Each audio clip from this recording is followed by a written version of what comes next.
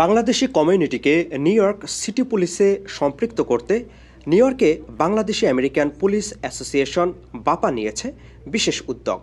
এরই অংশ হিসেবে কুইন্সের ওজন পার্কে রাঁধুনি রেস্টুরেন্টের সামনে আয়োজন করা হয় এনওয়াইপিডিতে যোগদানে সচেতনতা ও রক্তদান কর্মসূচি।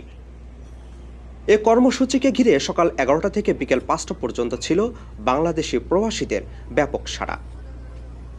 এতে একদিকে যেমন রক্তদান নিয়ে সচেতনতা বাড়ানো হয়, অন্যদিকে তুলে ধরা হয় নিউ ইয়র্ক পুলিশ বিভাগে যোগদানের বিভিন্ন সুযোগ সুবিধা। We help our Bangladeshi American young generation to join Bangladesh American Police Association.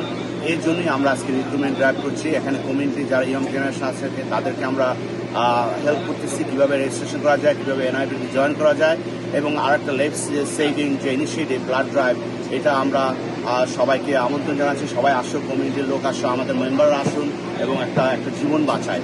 অনুষ্ঠানে আগ্রহীদের জন্য ছিল সরাসরি রেজিস্ট্রেশন সহায়তা।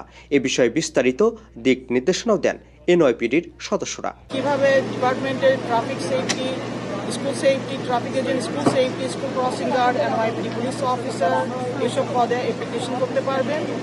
রিকোয়ারমেন্টগুলো এখানে সবার সহজভাবে তুলে ধরা হচ্ছে। আমাদের প্রথম টার্গেট হচ্ছে এখানে বাংলাদেশি মহিলা সদস্যদেরকে এনকারেজ করা, যাতে তারা এই ডিপার্টমেন্টে অংশগ্রহণ করতে পারেন, দেখতে পারেন এখানে যে কত সুযোগ সুবিধা দেওয়া হয়েছে। এছাড়াও সিটির নিরাপত্তা নিয়ে সচেতনতা বাড়াতে দেওয়া হয় বিভিন্ন পরামর্শ।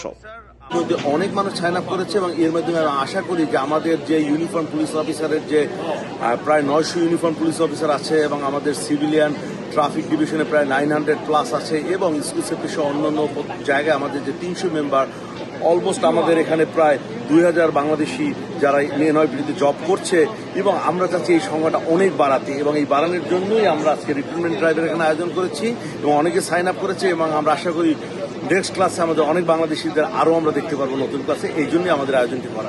রক্তদান কর্মসূচিতে অংশ নিয়ে অনেকেই মানবিক উদ্যোগে সামিল হন।